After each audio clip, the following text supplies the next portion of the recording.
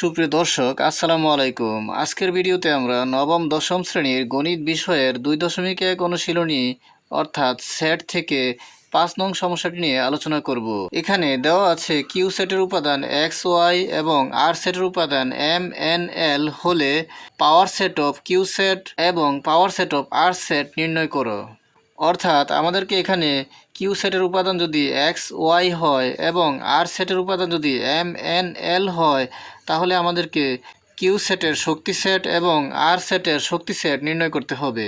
যেহেতু আমাদেরকে এখান থেকে কিউ সেটের শক্তি সেট এবং আর সেটের শক্তি সেট নির্ণয় করতে হবে, তাহলে আমরা লিখে নেই যে দেওয়া আছে কিউ সেটের উপাদান এক্স ওয়াই এবং আর সেটের উপাদান এম এন এল।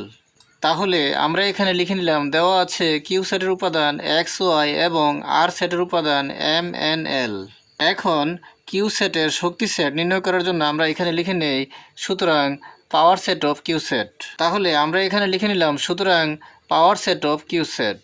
আর আমরা জানি কোনো সেটের সকল উপসেট দ্বারা গঠিত সেটকে ওই সেটের শক্তি সেট বলা হয়, অর্থাৎ পাওয়ার সেট বলা হয়। আবার আমরা জানি কোনো সেট থেকে যতগুলো সেট গঠন করা যায় এদের প্রত্যেকটি সেটকে ওই সেটের উপসেট বলা হয়।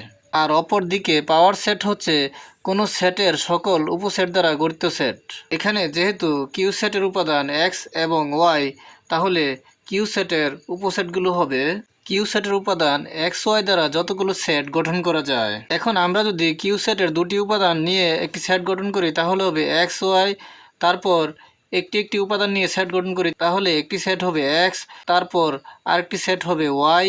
এখানে কিউ সেটের উপাদান এক্স ওয়াই দ্বারা আর কোনো ভিন্ন সেট গঠন করা যায় না। আবার আমরা জানি ফাঁকা সেট যে কোনো সেটের উপসেট, তাহলে এই সেটটির একটি উপসেট হবে ফাঁকা সেট। এখন আমরা কিউ সেটের উপাদান এক্স ওয়াই দ্বারা গঠিত সকল সেটগুলোকে দ্বিতীয় বন্ধনী দ্বারা আবদ্ধ করে দেব, আর এটি হবে কিউ এর পাওয়ার সেট। তাহলে এখন আমরা কিউ সেটের উপাদান এক্স ওয়াই দ্বারা গঠিত সকল সেটগুলোকে আমরা দ্বিতীয় বন্ধনী দ্বারা আবদ্ধ করে দিলাম, আর এটি হচ্ছে কিউ সেটের পাওয়ার সেট বা শক্তি সেট। অ্যান্সার। এখন আমরা আর সেটের পাওয়ার সেট অর্থাৎ আর সেটের শক্তি সেট নির্ণয় করব। তাহলে আমরা লিখে নেই আর সেটের পাওয়ার সেট সমান, আর এখানে আর সেটের উপাদান হচ্ছে এম এন এল। তাহলে আমরা আর সেটের সবগুলো উপাদান নিয়ে যদি একটি সেট গঠন করি তাহলে একটি সেট হবে এম এন এল।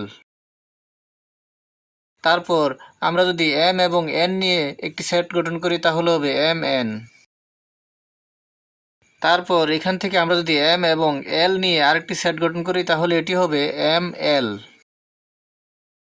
তারপর এন এর সাথে এল নিয়ে যদি আমরা একটি সেট গঠন করি তাহলে এটি হবে এন এল।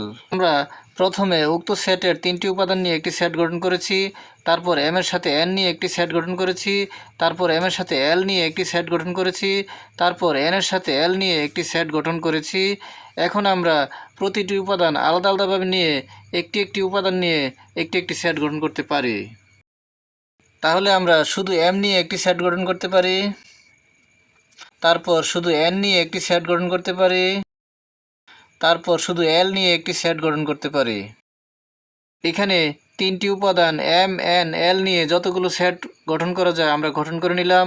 তারপর আমরা জানি সকল উপসেটের একটি সেট হচ্ছে ফাঁকা সেট, তাহলে আমরা এখানে দিয়ে দিলাম ফাঁকা সেট।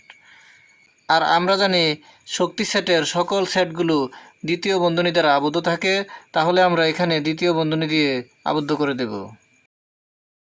আর এটি হচ্ছে আর সেটের শক্তি সেট। অ্যান্সার।